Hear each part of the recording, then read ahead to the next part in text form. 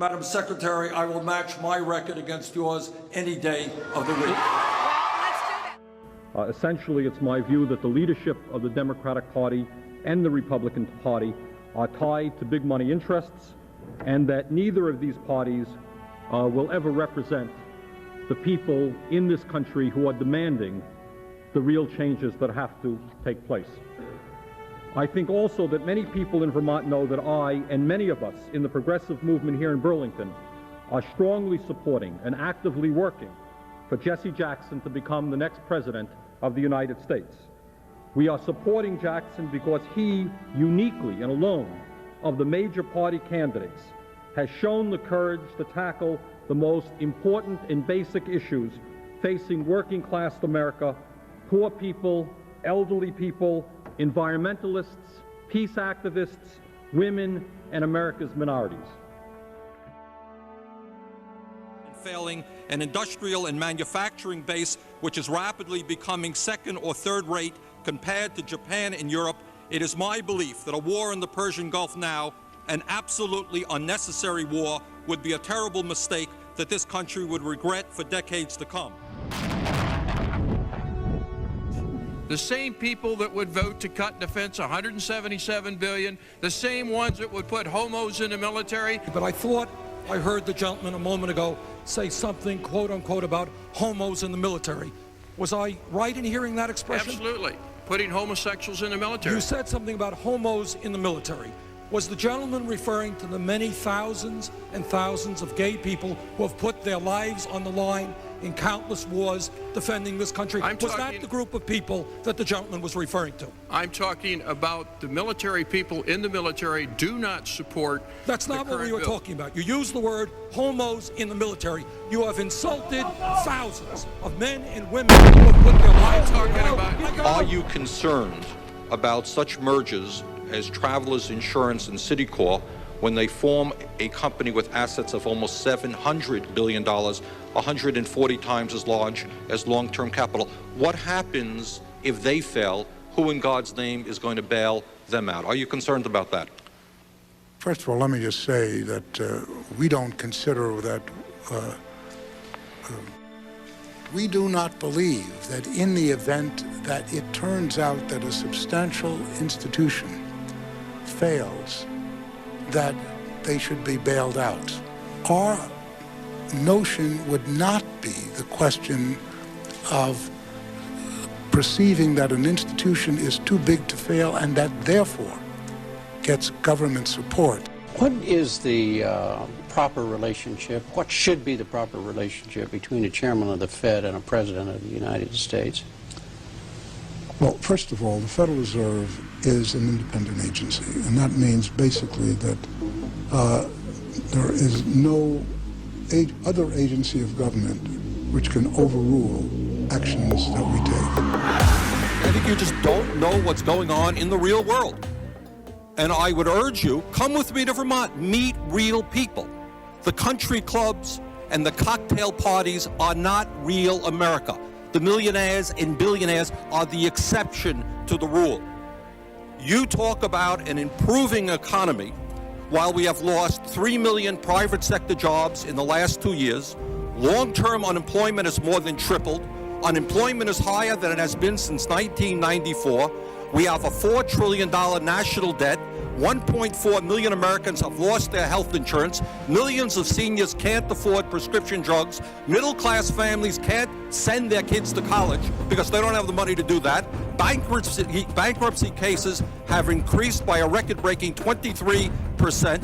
Business investment is at its lowest level in more than 50 years. CEOs make more than 500 times of what their workers make. The middle class is shrinking. We have the greatest gap between the rich and the poor of any industrialized nation, and this is an economy that is improving. I hate to see what would happen if our economy was sinking. I am proud to announce my candidacy for President of the United States of America. Let's $7 stop right there. This is unprecedented. Gene Robinson, unprecedented what Bernie Sanders is doing.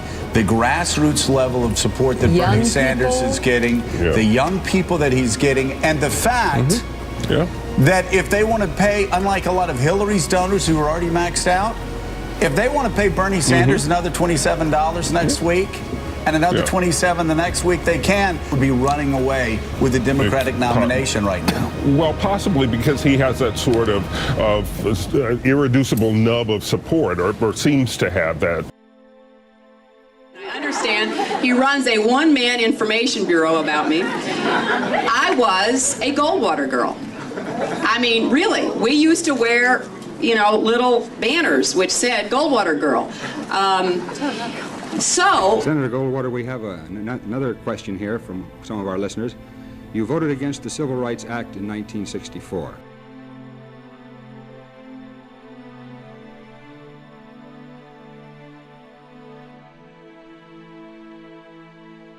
Since I was vocally a Republican and for Senator Goldwater, and one of my very I have no question that had I voted for that bill, I might have softened some of the Negro opposition to my candidacy. It's a bill that's like a vampire. It will not die, right? There's a lot of money behind it. And bill her husband had vetoed. Her husband had vetoed it very much at her urging.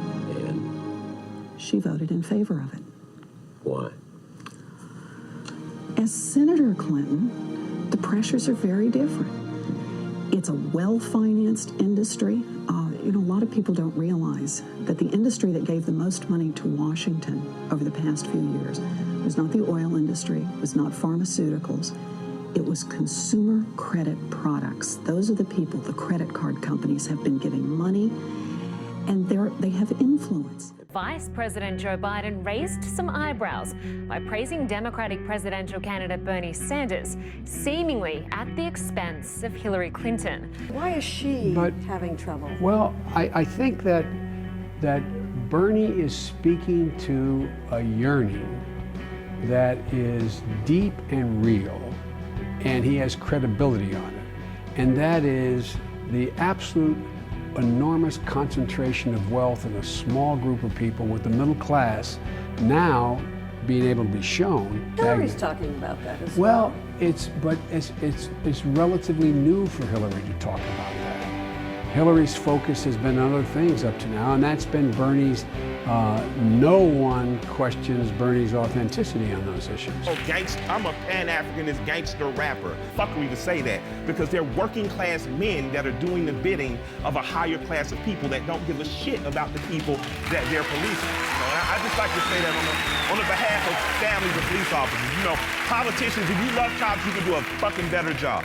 That's it.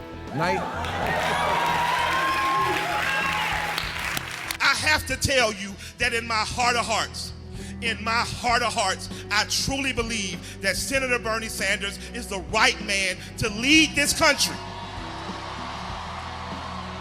In the most stunning upset of the presidential campaign to date, Vermont Senator Bernie Sanders defeated Hillary Clinton in the Michigan primary.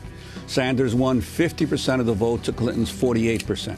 During the campaign, Sanders focused heavily on his opposition to what he called disastrous trade deals. But today you reached a new low, I think, by suggesting that manufacturing in America doesn't matter. It doesn't matter where the product is produced. Opinion polls had projected Clinton would easily win the state by as much as 20%. On Tuesday afternoon, Nate Silver's popular polling site 538.com predicted Clinton had a greater than 99% chance of winning the Michigan primary. But late last night, Silver wrote that Michigan would, quote, count as among the greatest polling errors in primary history. You were with him in Michigan this weekend. No, it's true. We had no idea that we would have this kind of upset. We knew that we were going to fight based on integrity, based on principle. We know that we're in a moment where we got a neo-fascist in the making with Trump. We're trying to bring neoliberalism to a close. We got a neo-populist, a genuine populist in Sanders, and Hillary Clinton is a neoliberal, but she poses as a progressive. And so there's a sense in which we know that Bernie Sanders is the one to beat Trump. And that's crucial because we're at a very, very deep moment in this country. It's sad that black America is not waking up in the way in which we should. We've got a spiritual rot and a moral cowardice in our neoliberal black political class and our neoliberal black intelligentsia. who don't want to tell the truth about the underside of the Hillary Clinton campaign. And the underside really has to do with not just the Clinton machine and all of its corruptions and so forth, but more importantly, the policies, the trade policies, the mass incarceration regime, the deregulating of the banks and so forth. But Brother Bernie's hitting his head on. It's difficult for Hillary to somehow act as if she's such a populist when she's been a centrist for so very long.